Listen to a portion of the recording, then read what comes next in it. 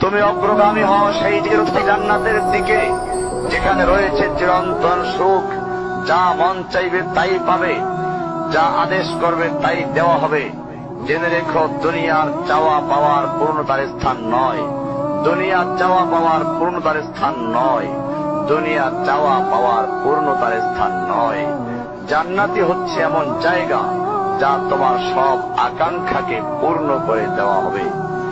চির কিশোর সেবকগণ, চির যৌবনা সঙ্গিনীগণ, ফল মূল, গোস্ত, দুধের মধুর শরাবের নহর, উত্তম বাসস্থান ও বিছানা, চির আরাম, চির যৌবন, চির সুখ, অসংখ্য নেয়ামতের মাঝে সবচেয়ে বড় নেয়ামত হবে তুমি আল্লাহকে দেখবে।